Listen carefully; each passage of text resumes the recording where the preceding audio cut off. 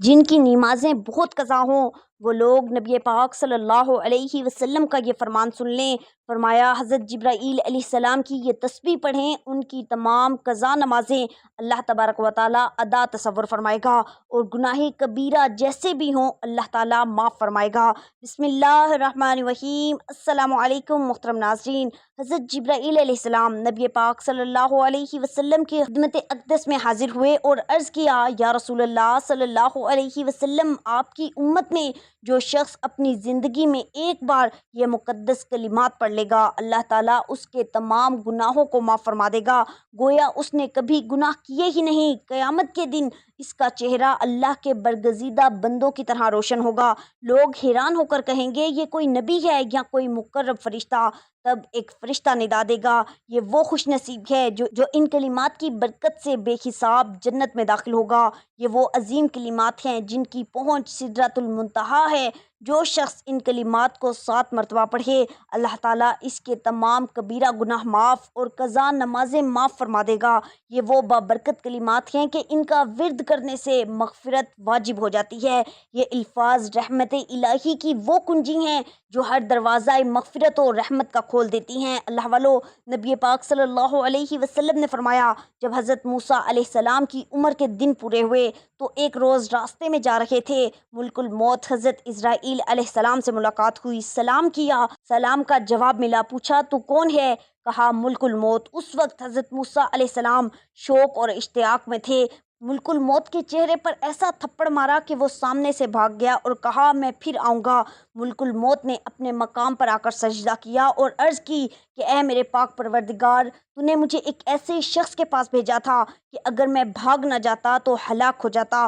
اسی وقت خطاب ہوا کہ یہ اس لیے تھا تاکہ تجھے معلوم ہو جائے کہ ہمارے اور ہمارے محبوبوں کے مابین غیر کو دخل نہیں، صرف ہم جانتے ہیں یا ہمارے دوست۔ دوسرے روز حضرت موسیٰ علیہ السلام نماز ادا کر کے قبلہ رخ بیت المقدس میں بیٹھے تھے کہ حضرت اسرائیل علیہ السلام نے آ کر سلام عرض کیا اور کہا کہ پروردگار عالم آپ کی ملاقات کا مشتاق ہے۔ تو حضرت موسیٰ علیہ السلام نے فرمایا، لبیک۔ تو ملک الموت نے آپ علیہ السلام کی روح قبض کر لی۔ جب کسی کی موت کا وقت قریب ہو تو اس کا منہ دائیں پہلو پر لٹاتے ہوئے قبلے کی جانب کر دیا جائے اور اسے شہادتین کی تلقین کی جائے، یعنی اس کے سامنے کلمہ شریف پڑھا جائے تاکہ وہ بھی پڑھے، اور جب وہ فوت ہو جائے تو اس کے جبڑے باندھ دیے جائیں اور آنکھیں بند کر دیں۔ جب اسے غسل دینے لگیں تو اسے تختے پر رکھیں اور اس کی شرمگاہ پر کپڑا ڈال دیں اور اس کے باقی کپڑے اتار لیں۔ اسے وضو کروائیں، لیکن نہ تو اسے کلی کروائیں اور نہ ہی ناک میں پانی ڈالیں۔ اب اس پر پانی بہائیں اور تختے کو 3، 5 یا 7 مرتبہ دھونی دی جائے اور پانی میں بیری کے پتے ڈال کر اسے گرم کیا جائے۔ اگر ایسا نہ ہو سکے تو سادہ پانی ہی کافی ہے، اور گل خیرو ایک قسم کی گھاس سے اس کے سر کے بال، اور اگر مرد اس کے سر اور داڑھی کے بالوں کو دھویا جائے، پھر اسے بائیں جانب پہلو کے بل لٹایا جائے۔ اب اسے پانی اور بیری کے پتوں کے ساتھ غسل دیا جائے، یہاں تک پھر دیکھا جائے گا کہ وہ چیز جو میت کے ساتھ نیچے کی طرف متصل یعنی ملی ہوئی ہے اس تک پانی پہنچ گیا ہے یا نہیں۔ پھر اسے کسی چیز کے ساتھ سہارا دیے ہوئے بٹھائیں گے اور اس کے پیٹ کو آہستہ آہستہ ملیں گے تاکہ اگر اس سے کچھ خارج ہوا ہو تو وہ اسے دھو ڈالیں، اور اسے غسل دوبارہ نہیں دیں گے۔ پھر اسے کسی کپڑے کے ساتھ خشک کریں گے اور کفن پہنا دیا جائے گا، اور اس کے سر اور داڑھی پر ہنود جو کہ ایک قسم کی خوشبو ہے اور اس کے عذاب پر کافور لگا دی جائے گی۔ سنت یہ ہے کہ مرد کو 3 کپڑوں میں لفافہ کی صورت میں کفن دیا جائے گا۔ اگر وہ 2 کپڑوں کو کافی سمجھیں تو یہ بھی جائز ہے، اور جب وہ میت پر لفافہ لپیٹنے کا ارادہ کریں تو اس کی بائیں جانب سے ابتدا کریں، لفافہ اس پر ڈال دیں، پھر اسی طرح دائیں جانب سے۔ اب اگر میت سے کفن کے کھلنے کا خطرہ ہو تو اسے گرہ لگا دیں، اور عورت کو 5 کپڑوں یعنی آزار، کفنی، اوڑھنی، دوپٹہ اور سینہ بند کے ساتھ اس کو ڈھانپ دیا جائے گا اور لفافہ میں کفن دیا جائے گا۔ پھر اگر 3 کپڑوں کو یہ کافی سمجھیں تو یہ بھی جائز ہے، اور دوپٹہ قمیض یعنی کفنی کے اوپر اور لفافے کے نیچے ہوگا، اور اس کے بال اس کے سینے پر رکھ دیے جائیں گے، اور میت کے بالوں اور داڑھی میں کنگھا نہیں پھیرا جائے گا اور نہ ہی اس کے ناخن اور بال کاٹے جائیں گے، اور میت کو کفن پہنانے سے قبل کفن کو طاق مرتبہ خوشبو لگائی جائے گی۔ جب ان امور سے فارغ ہو جائیں تو اب اس پر نماز پڑھیں۔ اگر بادشاہ موجود ہو تو وہ لوگوں میں سے اس پر نماز کی امامت کروانے کا زیادہ حقدار ہے۔ اگر بادشاہ موجود نہ ہو تو پھر محلے کے امام کو مقدم کرنا مستحب ہے۔ اس کے بعد پھر ولی ہے، اور اب اگر میت پر نماز جنازہ ولی اور بادشاہ کے علاوہ کسی اور آدمی نے پڑھا دی تو ولی اس پر دوبارہ نماز جنازہ پڑھا سکتا ہے، اور اگر ولی اس پر نماز جنازہ پڑھا چکا ہے تو پھر اس میت پر دوبارہ نماز جنازہ پڑھنا جائز نہیں۔ اگر میت پر نماز جنازہ پڑھے بغیر میت کو دفن کیا گیا تو 3 دن تک اس کی قبر پر نماز جنازہ پڑھی جا سکتی ہے، مگر اس کے بعد نہیں۔ اور نماز جنازہ پڑھانے والا بالکل میت کے سینے کے مقابل کھڑا ہوگا۔ اور نماز جنازہ کیا ہے؟ نماز جنازہ یہ ہے کہ وہ تکبیر کہے اور تکبیر کہتے ہوئے اللہ تعالیٰ کی تعریف بیان کرے، پھر تکبیر کہے اور تکبیر کہتے ہوئے نبی پاک صلی اللہ علیہ وسلم پر درود و سلام بھیجے، پھر تیسری تکبیر کہے اور اب کی بار تکبیر کہتے ہوئے اپنے لیے، میت کے لیے اور تمام مسلمانوں کے لیے دعا مانگے، پھر چوتھی تکبیر کہے اور سلام پھیر دے۔ پہلی تکبیر کے علاوہ باقی کسی بھی تکبیر پر ہاتھ بلند نہیں کرے گا۔ ایسی مسجد جس میں نماز پنجگانہ باجماعت ہوتی ہو، اس میں کسی بھی میت پر نماز جنازہ نہ پڑھی جائے۔ جب میت کو اس کے تختے پر اٹھائیں تو اسے اس کے چاروں پایوں سے پکڑیں اور دوڑے بغیر اسے جلدی جلدی لے کر چلیں۔ جب میت کی قبر تک پہنچ جائیں تو لوگوں کے لیے میت کندھوں سے اتار کر رکھنے سے پہلے بیٹھنا مکروہ ہے، اور قبر کو کھودا جائے گا، لحد بنائی جائے گی اور میت کو قبلے کی جانب سے قبر میں داخل کیا جائے گا۔ جب میت کو لحد میں رکھا جا رہا ہو تو آدمی جو اسے رکھ رہا ہو وہ قبر میں اتارنے کی دعا کہے، میت کا منہ قبلے کی جانب کر دے اور کفن کی گرہ کھول دی جائیں، اور اس کی لحد پر کچی اینٹیں چن دی جائیں گی، اور پکی اینٹیں اور لکڑی کے تختے لگانا مکروہ ہے۔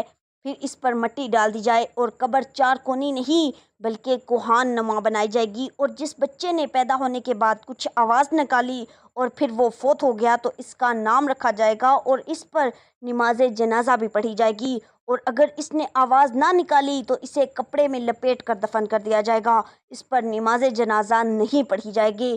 امام حاکم اس روایت کو صحیح بتاتے ہیں۔ مسند احمد میں بھی اس مضمون کی ایک حدیث ہے۔ ایک صحابی سے کسی نے کہا کہ کوئی ایسی حدیث سناؤ جو تم نے خود رسول اللہ صلی اللہ علیہ وسلم سے سنی ہو۔ فرمایا میں تمہیں ایک بہت ہی عمدہ حدیث سناتا ہوں۔ ہم نے نبی پاک صلی اللہ علیہ وسلم کے ساتھ ایک مرتبہ ناشتہ کیا، ہمارے ساتھ ابو عبیدہ بن جرح رضی اللہ تعالی عنہ بھی تھے۔ انہوں نے کہا یا رسول اللہ صلی اللہ علیہ وسلم، کیا ہم میں سے بہتر کوئی اور ہے؟ ہم آپ پر اسلام لائے، آپ کے ساتھ جہاد کیا۔ آپ نے فرمایا ہاں، وہ لوگ جو تمہارے بعد آئیں گے مجھ پر ایمان لائیں گے حالانکہ انہوں نے مجھے دیکھا بھی نہ ہوگا۔ حضرت ابو ہریرہ رضی اللہ تعالیٰ عنہ بیان کرتے ہیں نبی کریم صلی اللہ علیہ وسلم نے فرمایا اللہ تعالیٰ فرماتا ہے جو میرے کسی ولی سے دشمن رکھے میں اس کے خلاف اعلان جنگ کرتا ہوں۔ جن چیزوں کے ذریعے بندہ میرا قرب حاصل کرتا ہے ان میں سب سے زیادہ پسندیدہ چیز میرے نزدیک فرائض ہیں، اور میرا بندہ نوافل کے ذریعے میرا قرب حاصل کرتا رہتا ہے یہاں تک کہ میں اس سے محبت کرنے لگتا ہوں، اور جب میں اس سے محبت کرتا ہوں تو اس کی سماعت بن جاتا ہوں جس کے ساتھ وہ سنتا ہے، اور اس کی بصارت بن جاتا ہوں جس کے ساتھ وہ دیکھتا ہے، اور اس کا ہاتھ بن جاتا ہوں جس کے ساتھ وہ پکڑتا ہے، اور اس کا پاؤں بن جاتا ہوں جس کے ساتھ وہ چلتا ہے۔ اگر وہ مجھ سے سوال کرے تو میں ضرور اسے عطا کرتا ہوں، اور اگر وہ میری پناہ پکڑے تو میں ضرور اسے پناہ دیتا ہوں۔ حضرت بریدہ رضی اللہ تعالیٰ عنہ بیان کرتے ہیں نبی کریم صلی اللہ علیہ وسلم نے صبح کی تو حضرت بلال رضی اللہ تعالیٰ عنہ کو بلایا اور فرمایا تم کس وجہ سے جنت میں مجھ پر سبقت لے گئے؟ میں جنت میں داخل ہوا مگر اپنے آگے تمہارے قدموں کی آواز سنی۔ عرض کیا یا رسول اللہ صلی اللہ علیہ وسلم، میں جب بھی اذان پڑھتا ہوں تو اس کے بعد 2 رکعتیں ادا کرتا ہوں، اور جب بھی بے وضو ہوتا ہوں تو فوراً وضو کرتا ہوں، اور میں نے سمجھ رکھا ہے کہ مجھ پر اللہ تعالیٰ کی طرف سے۔ تب رسول اللہ صلی اللہ علیہ وسلم نے فرمایا ان 2 رکعتوں کے سبب تمہیں یہ مقام ملا ہے۔ روایت میں ہے کہ اللہ تعالیٰ نے ایک ایسا فرشتہ پیدا کیا ہے کہ اس کی بزرگی اور ہیبت کو خدا ہی جانتا ہے، اس کا نام حابیل ہے۔ اس فرشتے نے دونوں ہاتھ پھیلا رکھے ہیں، ایک مشرق میں اور دوسرا مغرب میں، اور لا الہ الا اللہ محمد رسول اللہ کی تسبیح پڑھتا ہے، اور روشنی کا موکل ہے، مشرق والے ہاتھ سے روشنی دیتا ہے اور مغرب والے ہاتھ سے تاریکی۔ اگر روشنی کو ہاتھ سے چھوڑ دے تو سارا جہان تاریک ہو جائے گا اور کبھی دن نہ آئے گا۔ اور ایک تختی لٹکی ہوئی ہے جس پر سیاہ اور سفید لکیریں کھینچی ہوئی ہیں، وہ دیکھ کر کبھی زیادہ کرتا ہے اور کبھی کم۔ جب زیادہ کر دیتا ہے تو روشنی زیادہ ہو جاتی ہے اور جب کم کرتا ہے تو تاریکی چھا جاتی ہے۔ یہی وجہ ہے کہ کبھی دن بڑے ہو جاتے ہیں اور کبھی راتیں۔ بعد ازاں اسی موقع پر فرمایا کہ اللہ تعالیٰ نے ایک اور فرشتہ اس قدر ہیبت والا بنایا ہے کہ اس کا ایک ہاتھ آسمان میں ہے، دوسرا زمین میں۔ آسمان والے ہاتھ سے ہوا کو پانی میں رکھتا ہے اور زمین والے ہاتھ سے پانی کو، اور اگر پانی کو چھوڑ دے تو سارا جہان غرق ہو جائے اور اگر ہوا کو چھوڑ دے تو جہاں تہ والا ہو جائے۔ بعد ازاں اسی موقع پر فرمایا کہ اللہ تعالیٰ نے کوہ کاف پیدا کیا ہے جو اتنا بڑا ہے کہ تمام دنیا کے گرد پھیلا ہوا ہے اور دنیا و مافیہ اس کے اندر۔ ارشاد باری تعالیٰ ہے، ترجمہ: اللہ تعالیٰ نے ایک فرشتہ پیدا کیا جو اس پہاڑ پر بیٹھا ہے جس کا نام فرقہیل ہے۔ اس کی تسبیح یہ ہے، لا الہ الا اللہ محمد رسول اللہ۔ وہ اس پہاڑ کا موکل ہے، کبھی وہ ہاتھ بند کرتا ہے کبھی کھولتا ہے۔ زمین کی رگیں اللہ تعالیٰ نے اس کے ہاتھ میں دے رکھی ہیں۔ جب اللہ تعالیٰ زمین کو تنگ کرنا چاہتا ہے تو فرشتوں کو رگیں کھینچنے کا حکم دیتا ہے، جس سے چشم خشک ہو جاتے ہیں اور نباتات نہیں اگتی۔ جب فراغی کرنا چاہتا ہے تو رگیں کھولنے کا حکم دیتا ہے۔ جب خلقت کو ڈرانا چاہتا ہے تو رگوں کو ہلانے کا حکم دیتا ہے، جسے زلزلے کہتے ہیں۔ جب حکم ہوتا ہے تو زمین ہلتی ہے۔ اسرار العارفین میں یوں لکھا ہے کہ اللہ تعالیٰ نے اس پہاڑ کو 40 جہان کے برابر بنایا ہے اور ہر جہان میں اس کے 400 حصے ہیں۔ ہر ایک حصہ اس دنیا سے 4 گنا بڑا ہے۔ اس پہاڑ کے پیچھے کوئی تاریکی نہیں اور نہ ہی وہاں رات ہوتی ہے۔ وہاں کی زمین سونے کی ہے، وہاں کے رہنے والے فرشتے ہیں، نہ آدم، شیطان، نہ بہشت، نہ دوزخ۔ جس روز سے اللہ تعالیٰ نے انہیں پیدا کیا ہے، سارے فرشتے لا الہ الا اللہ محمد رسول اللہ کہتے ہیں۔ ان 40 جہانوں کے پیچھے حاجات ہیں جن کی بڑائی اللہ تعالیٰ ہی کو معلوم ہے۔ ایک مرتبہ نبی کریم صلی اللہ علیہ وسلم بیٹھے تھے، فرمایا کہ مجھے اللہ تعالیٰ نے بہت سی کرامتیں عنایت فرمائی ہیں کہ حضرت جبرائیل امین علیہ السلام نے نبی پاک صلی اللہ علیہ وسلم کی خدمت اقدس میں حاضر ہو کر کہا کہ حکم الہی ہے کہ میں نے تیرے پاس جو کتاب بھیجی ہے اس میں ایک ایسی صورت ہے، اگر وہ تورات میں ہوتی تو موسیٰ علیہ السلام کی امت میں سے کوئی شخص یہود نہ ہوتا۔ ایسی صورت ہے کہ اگر انجیل میں ہوتی تو کوئی عیسائی بت پرست نہ ہوتا۔ اگر زبور میں ہوتی تو کوئی شخص داؤد علیہ السلام کی امت میں سے آتش پرست نہ بنتا۔ اس واسطے یہ صورت بھیجی گئی ہے تاکہ اس کی برکت کے بعد تیری امت اللہ تعالیٰ سے مدد حاصل کرے اور قیامت کے دن دوزخ کے عذاب سے خلاصی پائے۔ نبی پاک صلی اللہ علیہ وسلم نے پوچھا، وہ کون سی صورت ہے؟ فرمایا کہ وہ صورت سورہ فاتحہ ہے۔ پھر حضرت جبرائیل علیہ السلام نے کہا، مجھے اس خدا کی قسم جس نے آپ صلی اللہ علیہ وسلم کو پیغمبر بنا کر بھیجا، اگر روئے زمین کے دریا سیاہی اور تمام درخت قلم بن جائیں اور 7 آسمان اور 7 زمینیں کاغذ ہو جائیں اور ابتدائے عالم سے لے کر سب فرشتے اور آدمی اس کے فضائل لکھتے رہیں تو اس کی ایک بھی فضیلت نہ لکھ سکیں گے۔ پڑھنے والا یہ سمجھے کہ اس کی ماں نے اسے آج ہی جنا ہے۔ حضرت جبرائیل علیہ السلام نے فرمایا رسول اللہ صلی اللہ علیہ وسلم سے، یا رسول اللہ صلی اللہ علیہ وسلم، آپ کی امت میں سے جو شخص اپنی زندگی میں ایک مرتبہ یہ کلمات پڑھ کر دعا کرے، وہ یہ سمجھے کہ اس نے گناہ کیے ہی نہیں، قیامت کے دن اس کا چہرہ صدیقین یا اولیاء اللہ کی مانند روشن ہوگا۔ لوگ سمجھیں گے کہ یہ کوئی نبی یا کوئی فرشتہ ہے اور ایک فرشتہ اعلان کرے گا کہ یہ بندہ بے حساب و کتاب جنت میں داخل ہوگا۔ یہ کلمات ایسے برکت والے ہیں کہ اگر پانی پر پڑھ لیے جائیں تو آگ جل جائے، زمین پر پڑھے جائیں تو اپنے اندر کے محفوظ خزانے ظاہر کر دے۔ جو ان کلمات کو 7 مرتبہ پڑھے گا، اللہ تعالیٰ اس کی تمام قضا نمازیں معاف فرما دے گا۔ یہ وہ عظیم کلمات ہیں جو شب معراج میں حضرت جبرائیل علیہ السلام نے نبی پاک صلی اللہ علیہ وسلم کو بتائے تھے۔ وہ کلمات یہ ہیں: لا الہ الا اللہ المالک الحق المبین، لا الہ الا اللہ الحکم العدل المتین، لا الہ الا انت سبحانک انی کنت من الظالمین، لا الہ الا اللہ وحدہ لا شریک لہ ولہ الحمد وہو علی کل شیء قدیر، لا الہ الا اللہ المالک الحق المبین، لا الہ الا اللہ الحکم العدل المتین، لا الہ الا انت سبحانک انی کنت من الظالمین، لا الہ الا اللہ وحدہ لا شریک لہ ولہ الحمد وہو علی کل شیء قدیر۔ یہ اولیاء کرام اور فقہائے اعظام کا وظیفہ ہے۔ روح کا ایسا راز ہے جسے صرف اللہ تعالیٰ کی ذات جانتی ہے، البتہ جو ہمیں علم دیا گیا ہے اس کی روشنی میں یہ سمجھا جا سکتا ہے۔ روح موت کے بعد بھی ایک خاص حالت میں ہوتی ہے۔ اسلامی روایات میں والدین یا دیگر فوت شدہ افراد کی روحوں کا دنیا سے تعلق کے بارے میں مختلف روایات موجود ہیں۔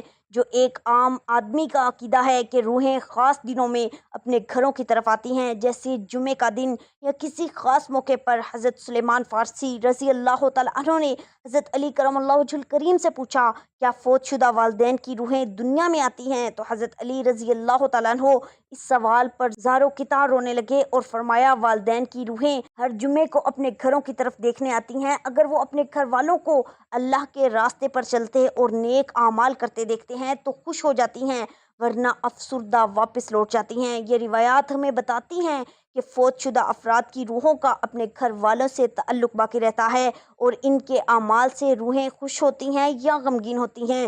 سبحان اللہ۔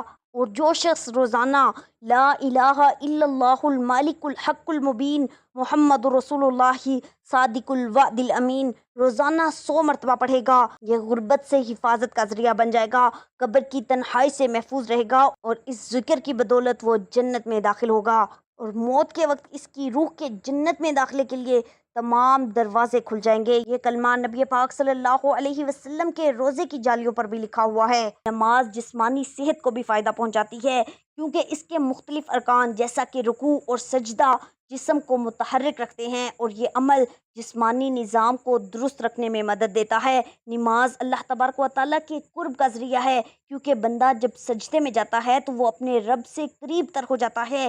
یہ دنیاوی پریشانیوں اور غموں سے نجات دلواتی ہے، کیونکہ جب بندہ اللہ تبارک و تعالیٰ کے سامنے کھڑے ہو کر اللہ تعالیٰ سے بات کرتا ہے تو اس کے دل کو سکون اور اطمینان ملتا ہے۔ یہ صبر اور استقامت سکھاتی ہے، کیونکہ نماز کی صورت میں بندہ ہر حال میں اللہ تبارک و تعالیٰ پر بھروسہ رکھنا سیکھتا ہے۔ یہ وقت کی پابندی اور نظم و ضبط کی عادت ڈالتی ہے، کیونکہ دن میں 5 وقت مخصوص اوقات پر نماز پڑھنے سے انسان کے اندر ڈسپلن پیدا ہوتا ہے، اور نماز اس شخص کے لیے اللہ تبارک و تعالیٰ کی رحمتوں اور برکتوں کو کھینچ لاتی ہے۔ جو شخص بھی نماز پڑھتا ہے اس پر اللہ تبارک و تعالیٰ کی خاص رحمت اور خاص فضل نازل ہوتا ہے۔ اللہ تبارک و تعالیٰ اس شخص کو اپنے حفظ و امان اور حفاظت میں رکھتا ہے۔ یہ شیطان سے حفاظت کا ذریعہ ہے، کیونکہ جو شخص نماز کا عادی ہوتا ہے تو شیطان ایسے شخص کے قریب نہیں آتا، شیطان ایسے شخص سے دور رہتا ہے۔ نماز قبر اور آخرت کی روشنی ہے۔ حدیث مبارکہ میں آتا ہے کہ نماز قیامت کے دن مومن کے لیے نور ہوگی، یہ گناہوں کی معافی اور ان کے مٹنے کا سبب بنتی ہے۔ نبی پاک صلی اللہ علیہ وسلم نے فرمایا کہ نماز گناہوں کو ایسے دھوتی ہے جیسے پانی میل کچیل کو دھو ڈالتا ہے۔ یہ مال و دولت میں برکت کا ذریعہ ہے، کیونکہ جو لوگ نماز پڑھنے کے عادی ہوتے ہیں اللہ تبارک و تعالیٰ ان کے گھر رزق کی برسات کر دیتا ہے، ان پر اپنا خاص فضل و کرم فرماتا ہے۔ یہ انسان کو معاشرتی برائیوں سے بچاتی ہے۔ جو شخص نماز پڑھتا ہے وہ بے حیائی، چوری، جھوٹ اور ظلم سے بچنے کی کوشش کرتا ہے۔ نماز اللہ تعالیٰ کے عذاب سے نجات کا ذریعہ ہے۔